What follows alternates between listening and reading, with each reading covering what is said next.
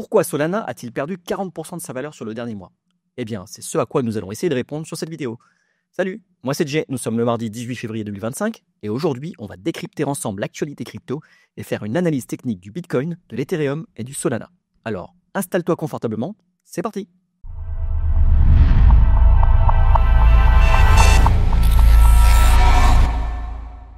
Alors cette fois-ci, je vous ai affiché les petites bulles sur une vue mensuelle. Donc on voit que Solana, sur le mois, sur les 30 derniers jours, a perdu 40%. Sur la semaine, il a perdu 14% et rien que sur la journée, depuis hier, il a perdu 8%. Mais alors pourquoi?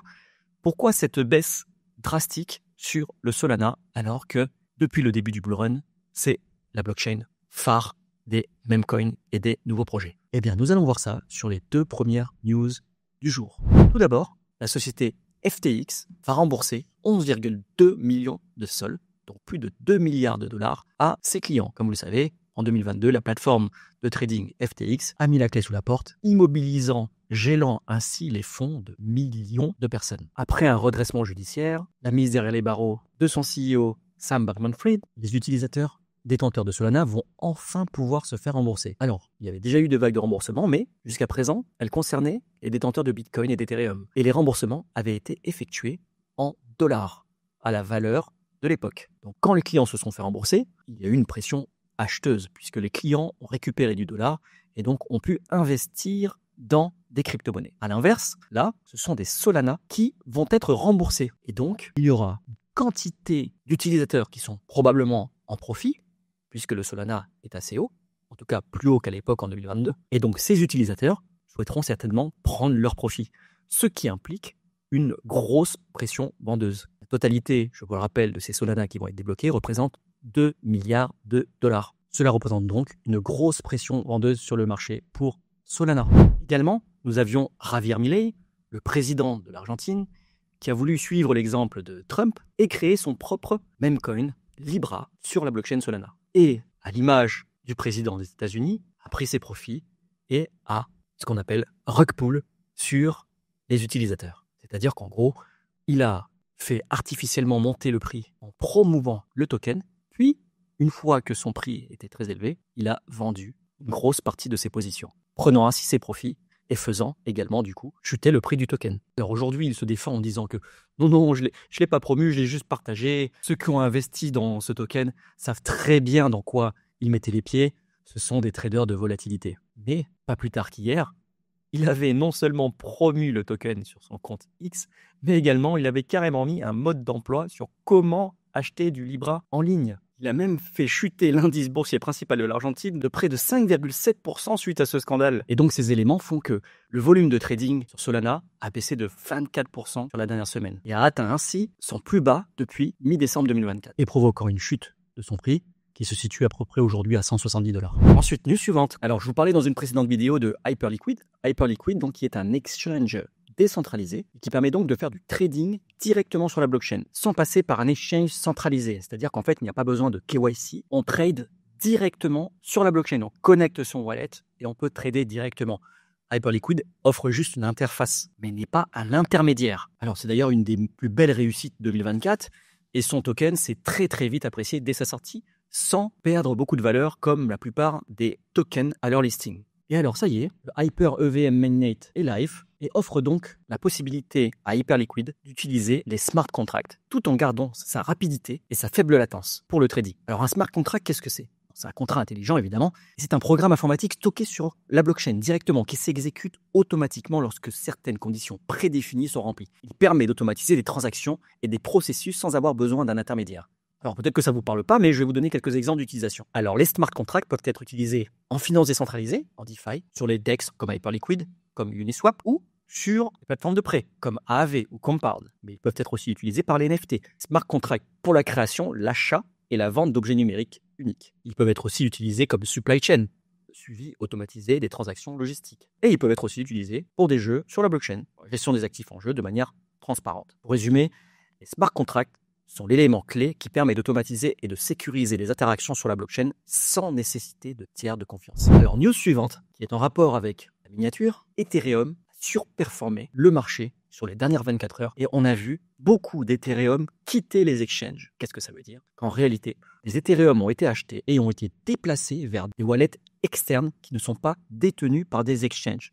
Généralement, on fait cela quand on a envie de les conserver, pas de les vendre. Justement, si on veut les vendre, on les met sur un exchange de manière à pouvoir les vendre facilement. Quand on les met sur un wallet externe, c'est pour les conserver. Est-ce que ça pourrait signifier enfin le rebond attendu sur Ethereum? Eh bien justement, on va voir cela dans l'analyse technique de l'Ethereum juste après. Alors, news suivante, de plus en plus d'institutions détiennent du Bitcoin via les ETF. 429 de plus entre le troisième trimestre et le dernier trimestre 2024, soit un total de 1576 institutions. Encore un marqueur significatif d'adoption. Et enfin, dernière petite news un petit peu rigolote, on a Michael Saylor qui a posté sur Twitter ses 21 règles concernant le Bitcoin. Alors, la première, ceux qui comprennent achètent du Bitcoin. Deuxième, ceux qui ne comprennent pas critiquent le Bitcoin. 3. Tout le monde est contre le Bitcoin avant d'être pour. 4. Vous n'aurez jamais fini d'apprendre sur le Bitcoin. 5.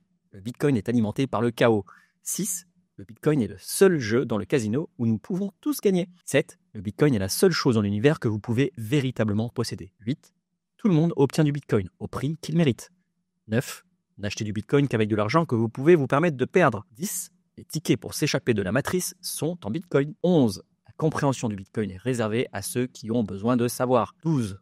Tous vos modèles seront détruits. 13. Le remède aux maux économiques est la pilule orange. 14. Soyez pour le Bitcoin et pas contre la monnaie fiduciaire. 15. Le Bitcoin est pour tout le monde. 16. Apprenez à penser en Bitcoin. 17. Vous ne changez pas le Bitcoin, c'est lui qui vous change. 18. Les yeux laser vous protègent des mensonges sans fin. 19. Respectez le Bitcoin, sinon il fera de vous un clown. 20. Vous ne vendez pas votre Bitcoin. 21.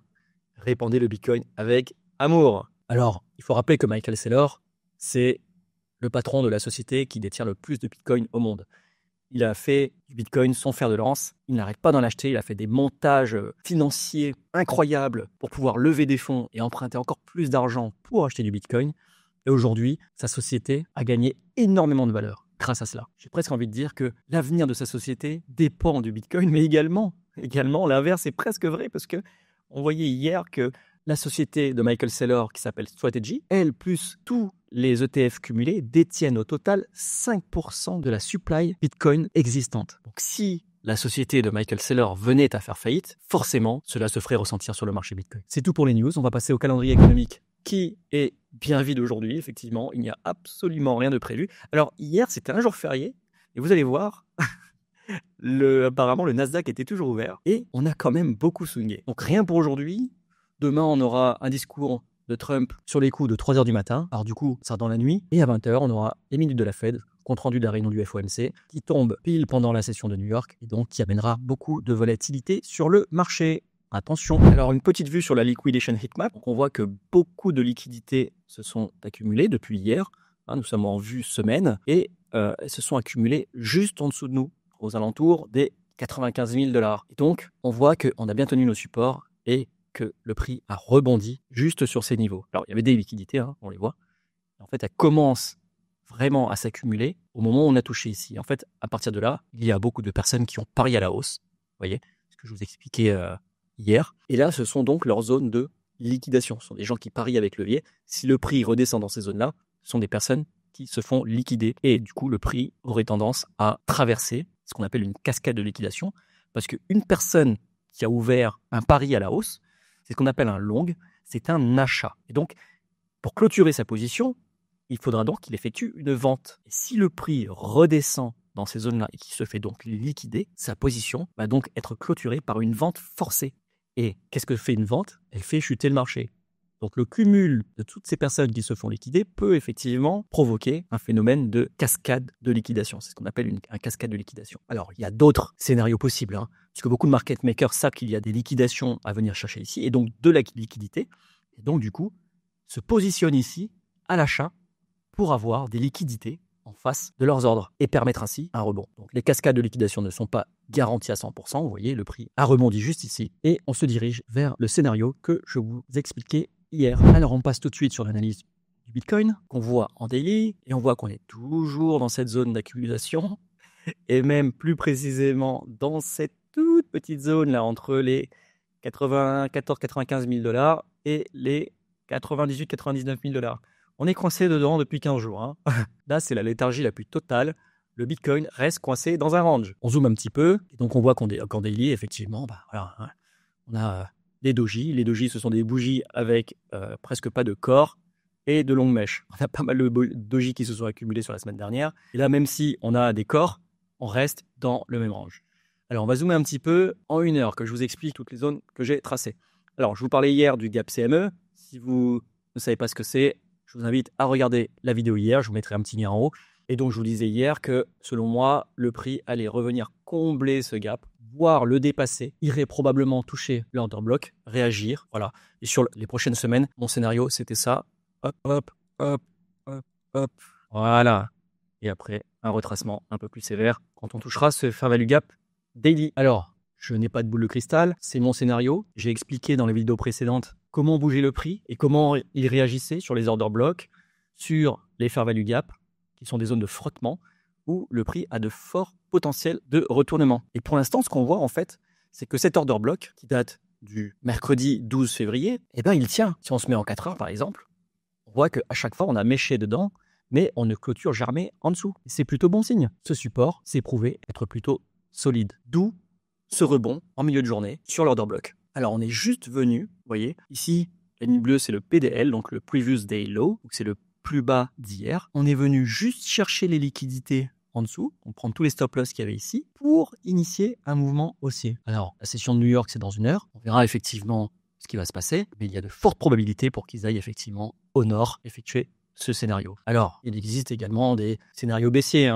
Et vu les rejets qu'on a eus sur ces niveaux de prix, et donc ces rachats immédiats, ça me laisse plutôt à penser qu'on ira d'abord au nord avant d'aller au sud. Alors, tout de suite, on passe sur l'Ethereum, qui a pas mal bougé hier, vous allez voir. Ça, c'est l'Ethereum en daily. Donc, chaque bougie représente une journée. Donc, aujourd'hui, on a une journée un petit peu baissière. Mais hier, vous allez voir, on a pas mal swingé. Et oui, parce que hier, on est passé de 2633 $ à 2848, ce qui représente une variation de 8% sur la matinée, ce qui pour Ethereum est plutôt énorme, surtout vu ses performances dernières. Et c'est pas tout, parce que en parallèle, le Bitcoin, lui, ne décollait pas. Donc là, on est lundi, et c'est le Bitcoin sur toute la matinée. Vous voyez, il range, alors qu'à l'inverse, l'Ethereum, lui, pour la même période, il prend 8%. Et d'ailleurs, on peut le voir tout de suite si on regarde le ratio Ethereum-Bitcoin. On voit qu'hier, l'Ethereum avait pris énormément d'avance, ou plutôt avait pas mal comblé son retard sur le Bitcoin, avec cette grosse poussée haussière.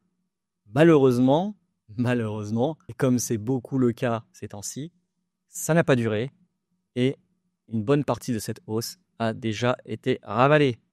Et on se retrouve maintenant sur un beau rebond sur l'order block initié hier, et on verra tout à l'heure sur la session de New York comment l'Ethereum va se comporter. Et alors du coup, on va quand même regarder le Solana en 1 heure, et on voit que depuis le top à 295 $, qui correspondait à la journée où le même coin Trump avait été lancé, enfin la journée ou le week-end, il retouche son ATH et il se fait rejeter. Et depuis, il chute pour les raisons qu'on a vues dans les news.